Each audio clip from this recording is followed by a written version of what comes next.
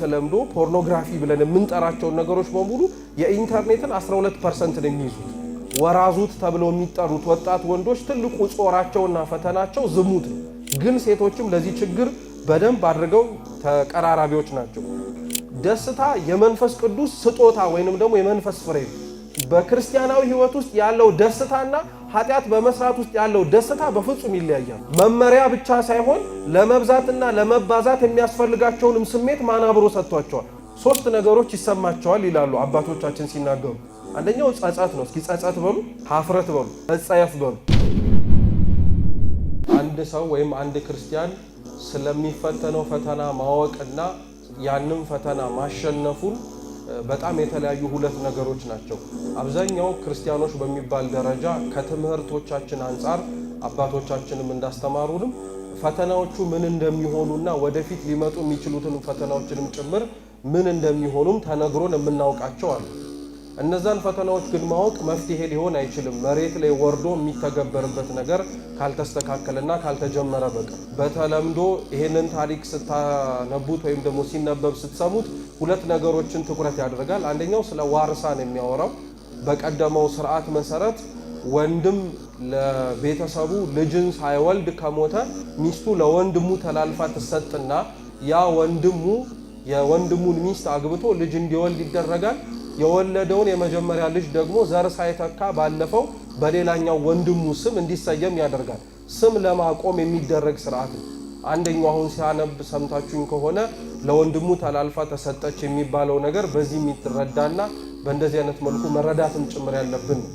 ሁለተኛው ግን አውናን ያደረገው ድርጊት ነው። ወንድሙን ዘር እንዲተካለት ሚስቱን ተላልፋ ከተሰጠችው በኋላ ግን ለወንድሙ ዘር ማቆም እንዳስፈለገውና እንደሚጠበቅበትም ሲያምን ግን ከሚጠበቅበት ይልቅ ለሱ ማድረግ የሚፈልገው ነገር ዘር መተካት ስላልነበረ ሲነበብ እንደሰማችሁት ዘሩን ጭኗ ላይ አፍስሶት ወይንም ደግሞ በእኛ በተለምዶ ቋንቋ ግብረ አውናንን ፈጽሞ ከዛ በኋላ ጥሏት እንደሄደ በዛ ድርጊቱም ደግሞ እግዚአብሔር አምላክ እንደቀሰፈው ይናገራል። አንዳንድ ሰዎች ይህን ታሪክ ስለ ግብረ አውናን ተጠቅሶ ማስተማሪያ አድርገን በምናስተምርበት ጊዜ ላይ በቤተ ክርስቲያናችን አይደለም አውናንን ያስቀሰፈው ዘሩን ማፍሰሱ ሳይሆን ምቀኝነቱ ነው ይላል። ግን በግልጽ ቋንቋ ሲነበብ እንደሰማችሁት ምቀኝነቱ አይደለም አውናንን እግዚአብሔር አምላክ እንዲቀስፈው ያደረገው ዘሩን ምን ማድረጉ ማፍሰሱ።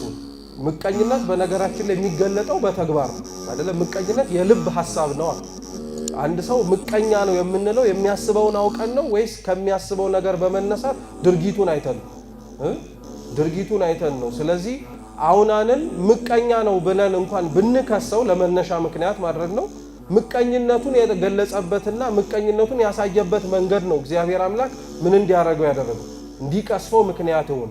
ያም ደግሞ ምንድነው ዘሩን ማፍሰሱ ነው። 12% ያክል ስለ ግብረ አውናን ወይንም ደግሞ ግብረ አውናንን ሊቀሰቅሱ የሚችሉ በተለምዶ ፖርኖግራፊ ብለን የምንጠራቸው ነገሮች በሙሉ የኢንተርኔትን 12% ነው የሚይዙት።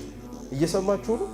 ጥሩ 90% ያክል ከ8 እስከ 16 ያሉ ወንዶችን የሚያዩት በእድሜያቸው 8 ዓመት ማለት ነው እስከ 16 ዓመት ያለ በ90% ደረጃ ሲሰላ በዚህ አይነት ክፉ የሆኑ ምስሎችን ወይንም ደግሞ በእንግሊዘኛው ፖርኖግራፊ ያያሉ ማለት ነው። ይሄ ብቻ አይደለም። እድሜያቸው ከ12 እስከ 17 ያሉ ደግሞ በአሃዝ ደረጃ በጣም ብዙ እንደነዚህ አይነት ምስሎችን የሚገዙት እነሱ ናቸው። ጥሩ ይሄ ብቻ አይደለም። አሁን 70% በወንዶች ደረጃ ማለት ነው ከ18 እስከ 34 ዓመታቸው ያሉ ማለት ነው በየወሩ ቢያንስ በትንሹ እንደነዚህ አይነት ግብረ አውናንን ሊፈጽሙ የሚያስችላቸውን ምስሎችን፣ ድምጾችን የማየት እድል ወይንም ደግሞ በር አላቸው ይባላል። አሁን የጠቀስኩላችሁን ስትሰቡ ወንዶች ነው አይደል የሚለው? አሁን ለችግሩ ለእንደዚህ አይነት ነገር በጣም ተጠቂዎቹ ወንድሞች ስለሆኑ በቤተ ክርስቲያናችንም ትምህርት መሰረት 5ቱ ጾታ ምእመናን ከሚባሉት መካከል ወራዙት ተብለው የሚጠሩት ወጣት ወንዶች ትልቁ ጾራቸውና ፈተናቸው ዝሙት ነው። ልክ የሴቶች ምንዝር ጌጥ ነው ወይንም ደግሞ ትውዝፍት ነው እንደሚባለው ማለት ነው። ነገር ግን ይሄ ችግር በነገራችን ላይ ሰዎችን ብቻ መርጦ ወንዶችን የሚያጠቃ አይደለም። ልክ አሁን እንደጠቀስናቸው የቁጥር መረጃዎች በደንብ አድርገን ብንመለከተው ቢያንስ ከነባራዊው አሁን ካለንበት ዓለም ከ6 ሴቶች መካከል አንዷ ሴት ለእንደዚህ አይነት ችግር ተጠቂ ነው።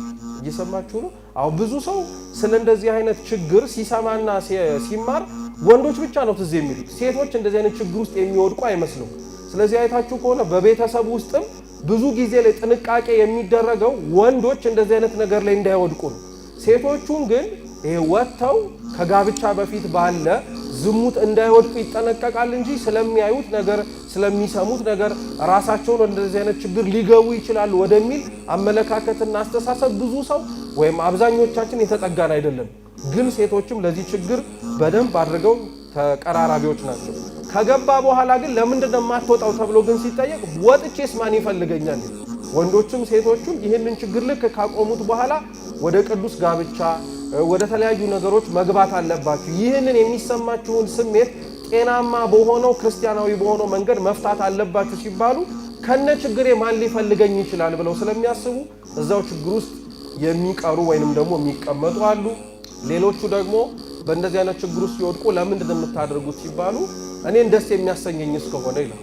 እኔን ደስ የሚያሰኘኝ እስከሆነ አንተን አልነካውህም፣ አንተን መጥቼ የነካሁት ነገር የለም። እኔ ራሴን በራሴ ሰውነት ላይ ነው እያረኩኝ ያለሁት። ስለዚህ ደስ ካሰኘኝ ለምንድን ነው ደስታዬን የምትገድበው ብለው ይናገራሉ። በነገራችን ላይ ደስታ የቃላቶቻችን አጠቃቀም ካልሆነ በቀር ደስታ የመንፈስ ቅዱስ ስጦታ ወይንም ደግሞ የመንፈስ ፍሬ ነው። ቅዱስ ጳውሎስ የገላትያ መልእክቱ ምዕራፍ 5 ቁጥር 22 ላይ ስለ መንፈስ ፍሬዎች ሲዘረዝር መንፈስ የሚለው እግዚአብሔርን ነው፣ ፍሬ የሚለው ሰጪውን የአምላክን ጸጋዎችን እና የእግዚአብሔር ጸጋዎች በሰዎች ዘንድ የሚሰጡት ብሎ አንዱ የሚጠቅሰው ደስታ ነው። ምን አልኳችሁ?